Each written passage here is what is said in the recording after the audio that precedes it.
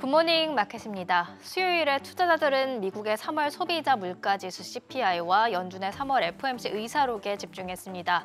CPI는 전망치보다도 낮았습니다. 연준의 금리 인상 사이클이 끝이 날 것이란 기대감을 키우며 호재로 작용할 수 있는 지표였는데요. 그럼에도 불구하고 주요 지수 출렁이다가 결국에는 하락 마감을 했습니다.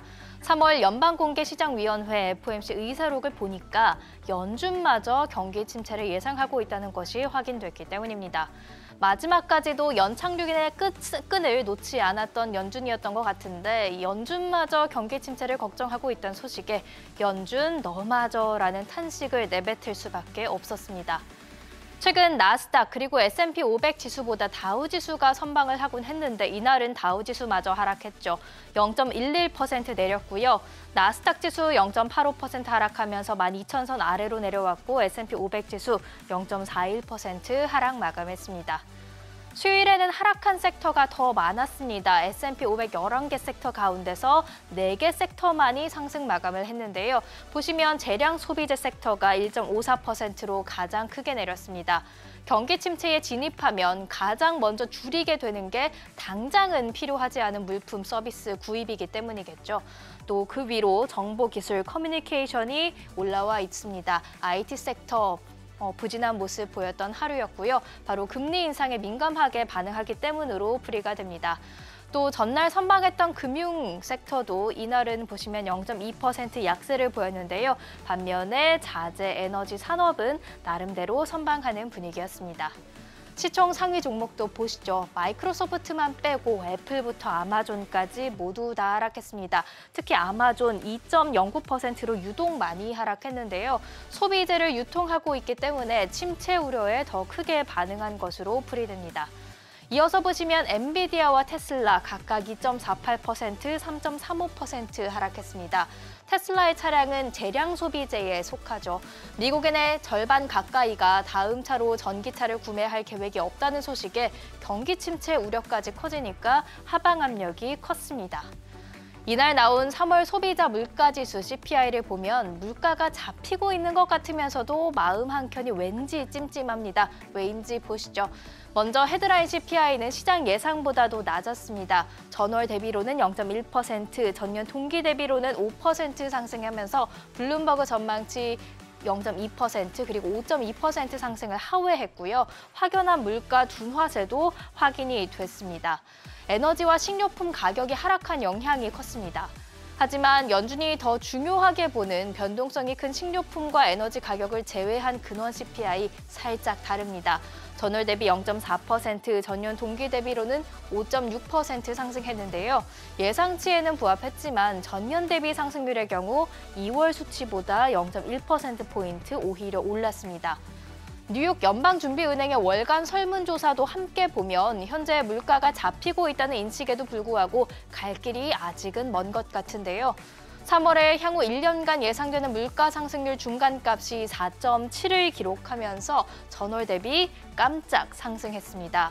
단기 기대 인플레이션이 이렇게 오른 건 지난해 10월 이후 5개월 만이었습니다. 중장기 기대 인플레이션도 연준 목표치 2%에 근접하고는 있지만 3년 기대 인플레이션을 보시면요. 2월 수치에 비해서 또 0.1%포인트 오름세를 보였습니다. 완화 과정이 쉽지 않을 것임을 시사합니다.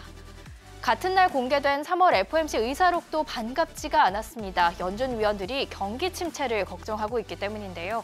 침체의 시작 시점으로는 올해 말을 예상하고 있습니다. 그러면서 올해 GDP 성장률로 고작 0.4%를 예상했죠. 최근에 발표됐던 전망치 중에서 가장 작았습니다. 결국에는 올해 2분기부터 4분기 마이너스 성장을 예상하고 있다는 뜻인데 그래서 제러미 시걸 와튼스쿨 교수는 연준이 금리를 인하할 것으로 보고 있습니다. 유명한 경제학자 출신의 에버코어 ISI 회장도 경기 침체가 예상된다면서 최소한 5월에는 또 금리를 올리진 않아야 한다 이렇게 주장하기도 했죠. 하지만 은행 위기만 아니었다면 3월에 0.5%포인트 인상을 지지했을 위원들도 있었고 또 물가 상승률을 2%로 낮추겠다는 연준의 의지도 강합니다. 그래서인지 시장도 여전히 5월 FOMC에서 베이비 스텝 가능성이 더 높다고 보고 있습니다. 지금 시점에서 연준이 기준금리를 동결하면 오히려 상황이 심각하다는 의미로 해석돼 충격일 수도 있을 것 같습니다. 한편 경기 침체 우려가 커진 가운데 5월에 기준금리가 또 인상된다면 주식시장도 쉽지 않을 것으로 예상되는데요. 5월 전에 팔고 떠나라는 웰스파고의 조언이 맞아떨어질까요? 제러미 시걸 와튼스쿨 교수도 향후 3에서 6개월 동안 주식시장이 어려울 것으로 전망하고 있습니다. 1월까지만 해도 올해 강세장을 예상했지만 연준이 너무 나갔다는 지적입니다. 전문가들뿐만 아니라 미국의 소비자, 투자자들 중에서도 주식시장을 비관적으로 바라보는 시각이 늘었는데요. 뉴욕 연은이 1년 후 주식시장이 올라 있을까라는 질문을 던졌는데 35%만이 그럴 것 같다고 응답했습니다. 이 역시 2월에 비해 하락한 수치였습니다. 뉴욕 연은은 대출받기는 어떠세요? 이런 질문도 했는데요. 잠시 하락하나 싶었던 이 응답, 다시 어려워졌다는 응답이 점차 많아지고 있습니다. 특히 SVB 사태가 발생했던 2월 기준으로 다시 크게 올랐죠. 3월에 어려워졌다고 응답한 비율 무려 58.2%였는데요. 결국 3월 CPI가 예상을 하회했어도 투자자들 사이에서 경기 침체, 또 신용 경색 우려가 커지다 보니까 주요 지수는 상승폭을 반납하고 하락한 겁니다. 현지 시간 오늘은 주간 신규 실업보험 청구 건수와 3월 생산자 물가 지수가 공개되죠. 노동시장, 물가 추이를 더 알아갈 수 있을 겁니다. 유럽 주요국 증시는 미국의 헤드라인 CPI가 예상보다 낮게 나왔다는 점을 소화하면서 소폭 상승하는 모습이었습니다. 일본 증시에는 워런 버핏 효과가 이어졌지만 미국의 CPI를 관망하면서 상승폭이 제한적이었습니다. 0.57% 올랐고요. 중화권 증시는 희비가 엇갈린 모습이죠. 홍콩 항생 지수는 대형 기술주 중심 하락세로 0.86% 하락 마감했습니다.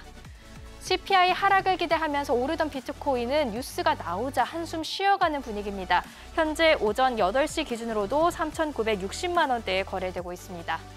국제 유가와 국채 금리도 예상보다 낮게 나온 미국 CPI에 반응했습니다. 유가는 오름세로 반응을 했죠.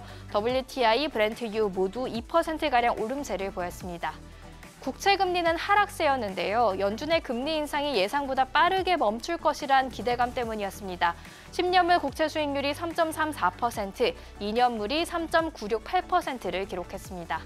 내일 이 시간에는 현지 시간 14일부터 본격적으로 시작될 어닝 시즌을 앞두고 증시에 어떻게 접근하면 좋을지 알아보겠습니다. 지금까지 굿모닝 마켓이었습니다.